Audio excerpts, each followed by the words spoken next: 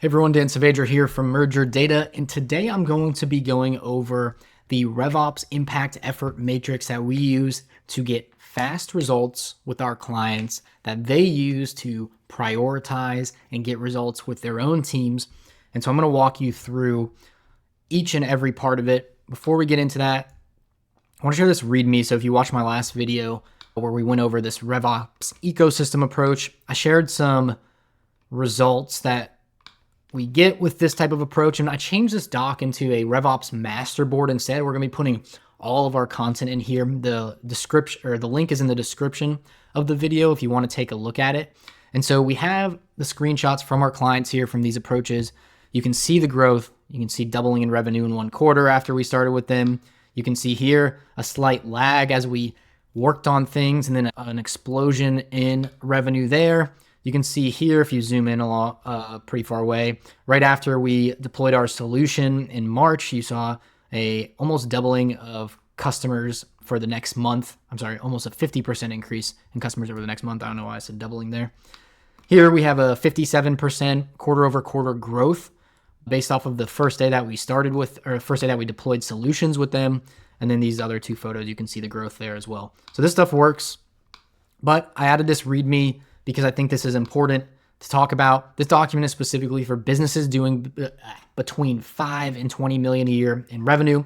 It's mainly focused on B2B sales motions, but has worked in specific B2C and B2B2C businesses in that revenue range. The revenue range is the important part here. If you are in that revenue range, these approaches will be applicable. This is the category of clients that we work with most frequently. Obviously, we have some that are outside of that revenue range, but this is our bread and butter. This is where we see our methodologies working the best.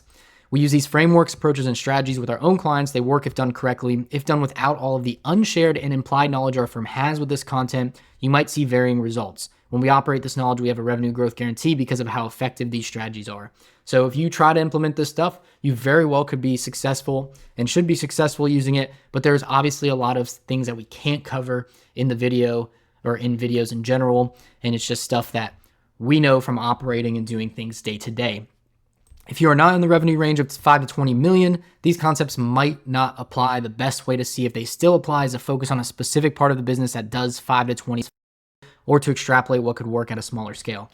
So if you're 500 million in revenue, see if you have a product line, a business unit, whatever it may be, that does between 5 and 20 million a year, and treat that like its own individual company. See what applies and what could work for you there. Obviously, with politics and organizational structures, this stuff varies. The problem set changes, and so it might not be one-to-one, but you might be able to pull some things. If you're smaller, see if there's anything you can extrapolate from it. Usually pick less things to focus on from these videos, and then see if they can scale up for you as well. So if you want to see how any of these strategies can apply to you and your team, we have a book a call link here. Go ahead into the doc and book a call, or in the video link in the description below, we'll also post a link to book a call. So let's get into this RevOps Impact Effort Matrix. This is general stuff, general categorizations that we use while going into an engagement, and it's things that we look for. Not all of this is going to be applicable to you. Some of this stuff might be in a different quadrant than what you see here, depending on your business. But this is the general categorizations that we use when we're operating with our clients here. And so obviously the area that you want to focus most on is the quick wins here. Once you do all of these, then you can move on to the strategic projects.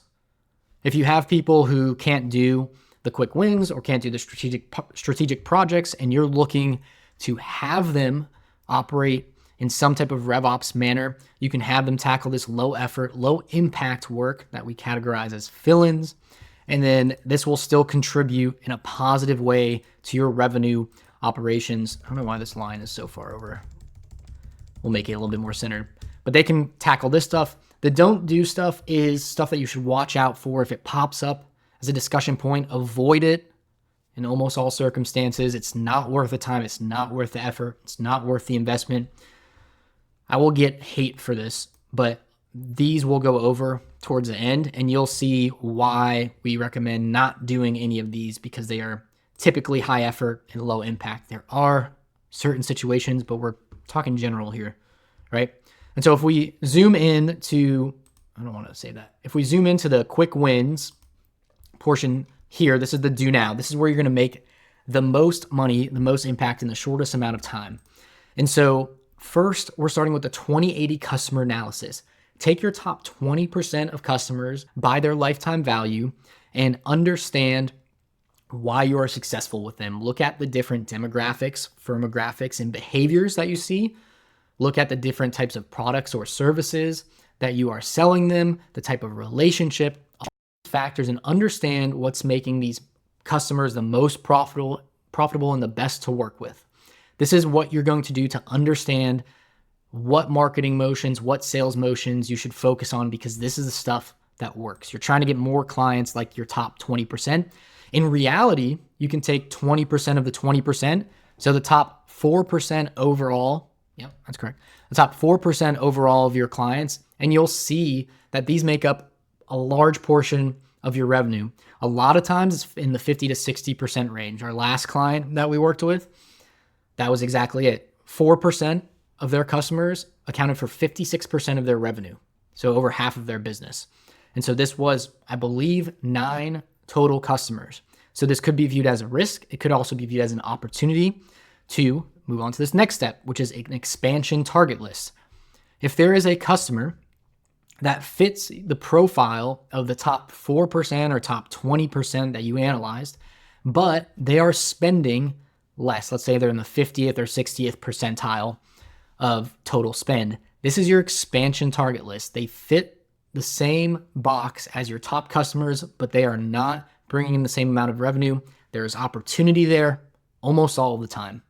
And so analyze and find those expansion target lists so that you can start a motion with your sales team to go after them. You don't have to plan out the whole go-to-market motion for that, but you can just hand this list to sales and have them do typical sales approaches, right? Call them, email them, come up with stuff on the fly, whatever it may be. You don't have to get too fancy with it. But as long as they have this list, they know that they're ripe for expansion. Next is conversion rate optimization. This is labeled as a quick win depending on how deep you can go into it or how deep you go into it. It could be a higher effort lift. Typically what we see is something very simple at one of the conversion stages, either between certain life cycle stages or certain deal stages, where things are bottlenecked. And resolving the issues in that one conversion stage will drastically change the amount of revenue collected. And so that's why it's in the quick win section. Full conversion rate optimization will not be in the quick win section. It will be in this strategic projects section. So just keep that in mind. When we're talking conversion rate optimization, it's looking for the worst bottleneck and resolving that. Typically, it's a quicker action. Next, closed won lost analysis. If you are not collecting data on wins and losses and why they're happening, then you need to start doing that before you can do this. And so basically, we're just taking a look at the won and lost categories and seeing what the patterns are there. Why are we winning deals? Or why do we feel like we're winning deals? And then why are we losing deals? And why do we feel like we're losing deals? And looking at this information will help us replicate what we're doing right, and then identifying some bad fit criteria that we can avoid earlier in the sales process, if that's what surfaces, or we can focus on improving our sales approach so that we are not losing for other reasons. Next, we have automated deal follow-ups. If you don't have follow-ups for your deals, if they're sitting in a stage for 100 days and your sales cycle for one deal is 80 days, clearly you have an issue there. So you need to have automated deal follow-ups. You need to assign tasks after a certain amount of time, and then an escalation to managers if people are not moving deals or updating them. There is no reason to have a deal open for a year if your sales cycle for winning deals is typically 60 to 90 days or something in that range. Close the deal out. If the opportunity resurfaces, you can either A, reopen a deal, which you shouldn't do, in my opinion, but you can reopen a deal, or you can create a new deal because this is pretty much a fresh start. You might resurface a conversation with someone from a year ago, but it's been a year, things have changed. You're going to go through the sales process again. And so therefore you should open a new deal. Next, lead response time shortening. This is a pretty quick analysis. especially inside of HubSpot. You can look at your lead response times by an entire business, by teams, by individuals, and then you can see where your weak points are. Focus on automating lead responses, focus on improving processes around them, and this should increase your conversion rate down the funnel as well. Fixing revenue leakage. So this is missed contacts and deals. Are there any contacts or deals that are not assigned to people that are interested and qualified, but were never contacted? This happens many more times than you would expect, especially in HubSpot when we see people who are deactivated in the portal. Say they were a salesperson, they have active deals. A lot of times these deals are being forgotten and not reassigned to a team or distributed to a team.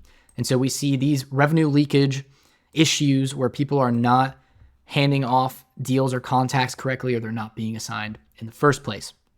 Next, we have lead scoring refinement. You should be able to add very quick behavioral and fit lead scores in order to filter out unqualified leads that are just wasting everyone's time. So it's a quick win. Revenue metrics dashboard, finding the very standard metrics that you measure success on as a business will give you insights into the areas that are not performing as expected.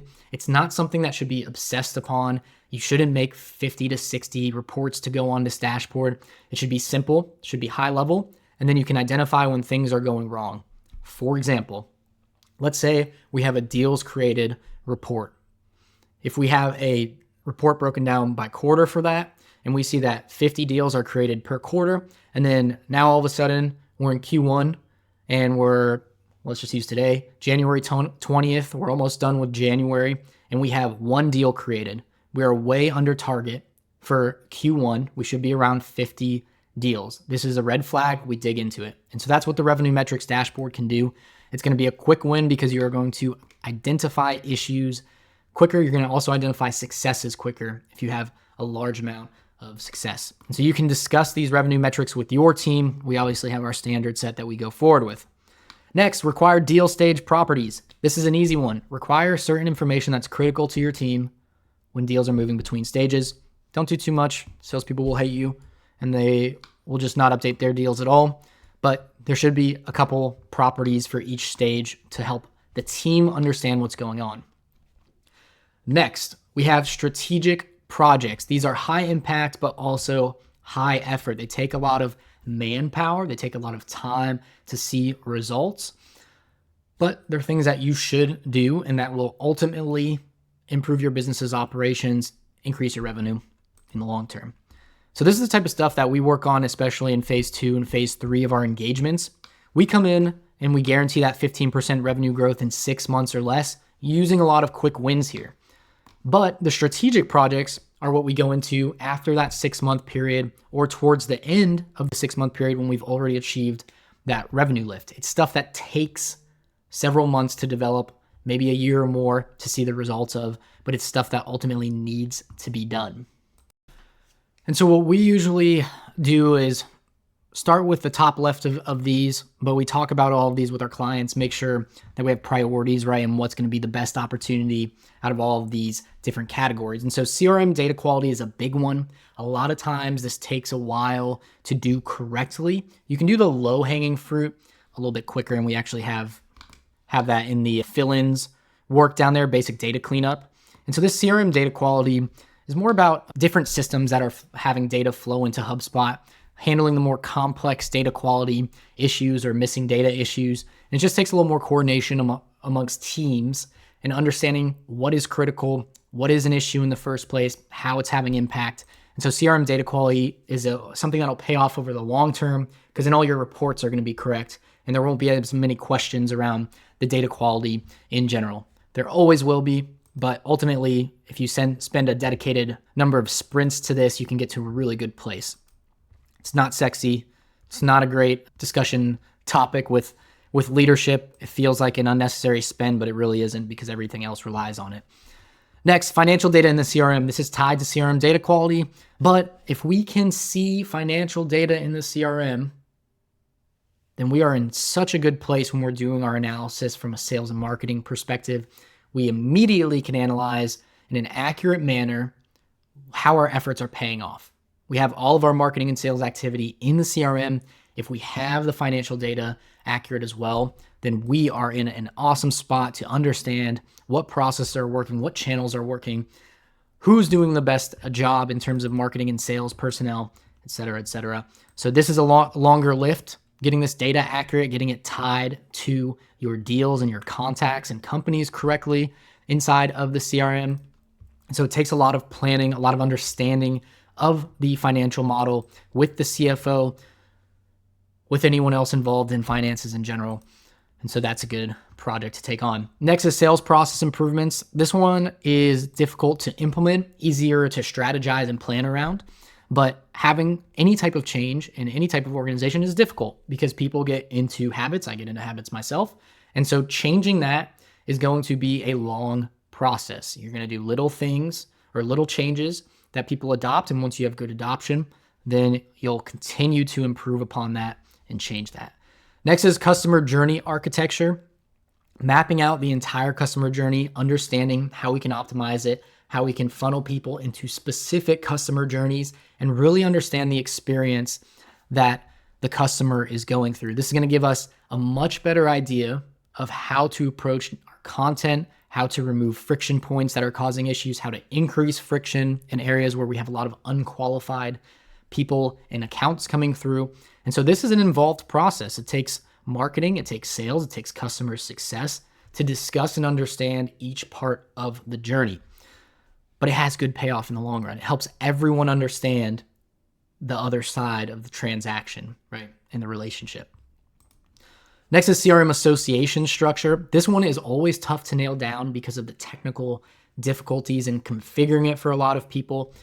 Just defining how you want data to tie together is often difficult because if you're not an architect, then this stuff will be a new way of thinking about your data as a whole. And so it often involves mapping out the current mental model the organization uses to talk about data and about things in the customer journey. And once we have that mapped out, we then have to build it technically. It takes a long time, high impact in the long run, just because data will be clean and structured for analysis.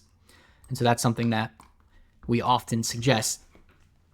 Next, lifecycle stage alignment and automation. Another one that's not a lot of fun for people, but you have to get everyone in a room talking and understanding each stage and each definition that they have in their own mind. If I'm talking about a bus, I have a specific image of a bus in my mind. But if I mention a bus to someone else, they could have another bus in their mind. I could be thinking of a school bus. They could be thinking of a Greyhound bus. Someone else could be thinking of a short bus. It just depends on what you have in your experiences and how you think of words when they first pop into your head. And so we have to do the same thing with life cycle stages. An MQL might seem like something that's very clearly defined, or an SQL or an opportunity. But when you hammer into it, marketing and sales and customer success are thinking of SQLs completely differently. And so everyone's misaligned and no one can agree on numbers. Once you have that alignment, then you talk about automation and making sure that that data is captured correctly.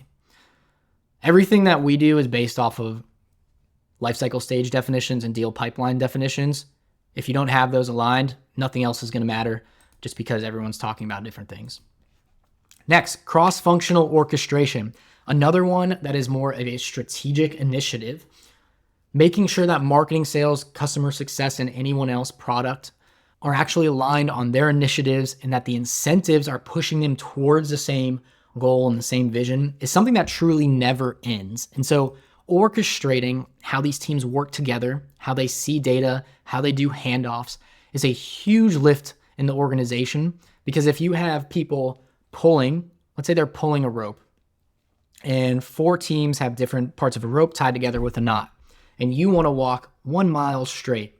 Well, if one team is pulling to the right and everyone else is pulling towards the destination, then you're going to not hit the destination. And so it's the same thing with organizational orchestration. If you have one team pulling in a different direction or sharing a different vision, you're going to have issues with your customer acquisition process, your retention, everything else. So everyone has to be aligned. They have to be orchestrated together. It takes a long time. It's hard to do. Financial model alignment, making sure that you understand how the company makes money, what each metric and each word means in the financial model is critical. All leadership should make sure that the financial model is understood and aligned upon how you make money, how you're going to make money, what ways are not making you money.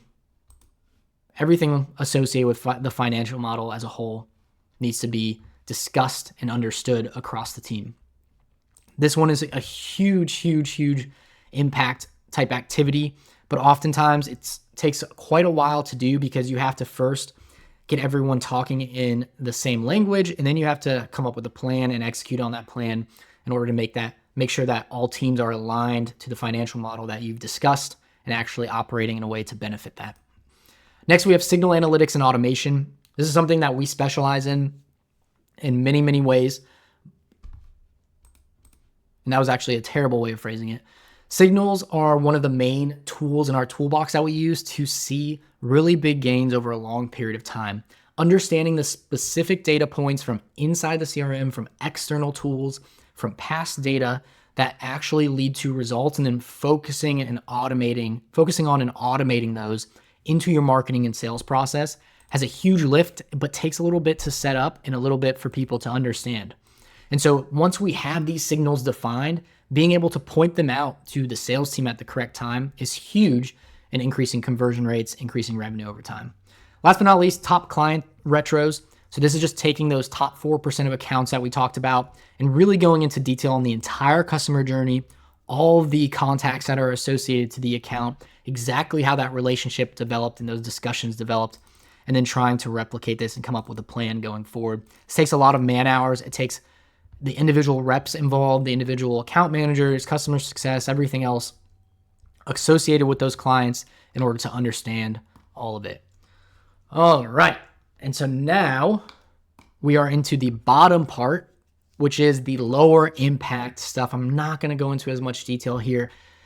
We like to focus on the stuff that is helping people capitalize on things that they're doing right and how they can get the most leverage going forward. These are the things that really should just be pushed to the side until you have extra resources to address them. And then this one is that stuff that you should just make sure that you're avoiding.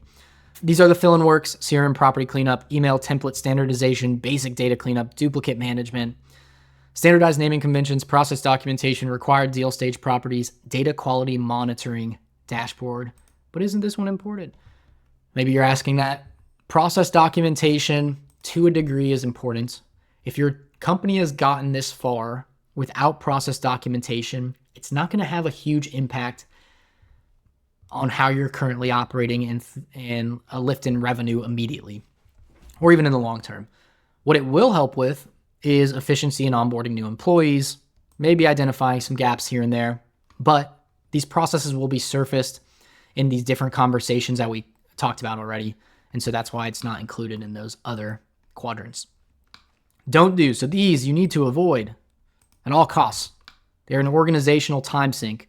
A lot of people are going to be mad about this because their jobs revolve around it. And too bad, this is just what we see over and over again. I'm going to actually start with this one. Full-blown BI builds. So I come from the analytics side, and this was my entire job and livelihood. I actually started MergeYourData with a focus on BI projects, and what we realized pretty quickly was that the ROI was very difficult to achieve. Like a positive ROI. It's just, it wasn't done in most situations. People think that they want certain dashboards. You can even plan and give recommendations and focus on very specific metrics. But oftentimes the simplest reports are the ones that had the biggest impact. And so full-blown BI builds, especially in this revenue stage of 5 to 20 million, spending so much money on getting data engineers, getting analysts, getting people who are specific to specific BI tools. And the cost just blows up so quickly. You're talking about a significant portion of your revenue, and then it just doesn't lead to the results that you're looking at. That you're looking for. You have all this overhead. It's just not worth it. It's not. There's so many stories from the past of basically existential crisis of looking at these projects and just kind of wondering why people are doing them in the first place. Unless you're a really big organization, then these full-blown BI setups are just a pain in the butt and not worth the investment. But if you're in that specific sphere, I'm sorry. Maybe you have claims of certain ROI, but from everything we've looked at and everything we've had experience with, ultimately, when you really get down to it and argue the numbers, they're not there. Marketing attribution projects, this is a fool's errand. You're not going to have a full picture of all attribution. It's not going to be accurate. Also completely discounts the rest of the customer journey that happens before trackable attribution. And so spending a bunch of money on full marketing attribution project, complete waste of time. You're better off just asking how someone heard about you and then doing your best with native capabilities inside of HubSpot. It's just not worth it. Manual reporting in Excel, dear Lord, please stop doing this. If someone talks about doing this, we'll just export it to Excel. You just should focus on different things to report on. This is a mess. This creates so many problems in the organization. You might get an answer to specific questions you had in the short term, but then all of the resulting process issues, data quality questions, discussions around it, maintenance because people feel like it's important to maintain. It's just a huge time sink. It ruins alignment across the organization. And so this is just a big no-no. Don't do this. Complex enrichment automations, clay agencies, whatever. You're not going to like this, but for most businesses that we're working with in the 5 to 20 million range, these complex enrichment automations are not where you're going to find the biggest lift. And then there always have to be tweaks. You need someone full-time dedicated to it. Maybe this does fit in your go-to-market model. Maybe you can see success with this. But the simpler, the better. Keep your enrichment automations. Keep them simple. Use your simplest versions of these tools, the clays and everything else, and you can still get good data that's actionable out of it. I don't think we have as much experience in seeing stuff that works with this because we don't do it ourselves. We just see what other people have built. And so if you have other examples, maybe that's not the case. But from everything we've seen, it doesn't work. Custom CDP implementation, once again, for this size company, huge project that's going to cost a lot of money. The lift is questionable at best for a company this size. Wait till you're bigger. Wait till you tapped the other opportunities that are there. And that's to be said for a lot of these. If you feel like these are going to work for you, make sure your other opportunities are tapped first. These quick wins, there's no reason you should be going to these projects before doing any of this stuff. This can all be done inside of the CRM. Real-time data syncing to dashboards. Fool's errand again. If you're a $5 to $20 million company and you are not providing, you just don't need this for internal reporting. It's just not critical. Fix your processes, fix your other things first before thinking that you need real-time data syncing. The amount of requests that we get on this on a regular basis is just mind-blowing to me. Just terrible processes of people when in reality, the process just isn't needed. There's no need for real-time data syncing to dashboards. I think HubSpot has like a 15-minute refresh on the back end that you can force dashboards and reports to refresh on because they're based on Snowflake. And people think that they need up to the minute. Why do you need up to the minute reporting on your CRM? Doesn't make any sense. If you need to see specific data around a record, go to the record. That's it. You don't need real-time data syncing. It's just not useful. Update your stuff earlier. Perfect revenue attribution projects. This is outside of marketing attribution because we're talking about the entire customer journey here.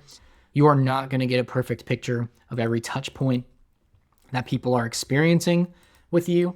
You can get some good macro touch points in there, but once again, the perfect all-encompassing revenue attribution project where people feel like they can go in there and 100% trust the data, that's just going to be another time sink and another money sink that you should not be doing because there's other things to focus on with higher leverage. These two categories, once again. And so that's pretty much the impact to effort matrix that we use for our client. Once again, these are general. Some might not apply to you. Some might apply to you. Maybe some of the don't do's, you move up to the strategic projects and then you move it back down here later because you found out that it was a complete time sink. But this is what we use. If you're between 5 and 20 million, take a look at these. See if you're doing them. See if you can implement any of these inside of your business and then see what the results are. Bet you're going to find some pretty good wins in there. If you do want to have us do all the stuff that we've talked about here and more, because we have more videos coming and we're going to add more of our charts here, go there, book a call. or book a call in the link in the description of the video. Once again, 5 to 20 million, mostly B2B is who we work with. If you work with B2C or B2B2C, we have some success cases, but that's just not typically who we work with. And so I'm Dan Saavedra from MergeYourData. I appreciate you watching this video. If you have any comments, post them in the video below. Roast me, toast me, whatever you want to do. It doesn't matter. I'd be happy to spar with some of you in the comments here. So appreciate you watching, and I'll talk to you on the next one.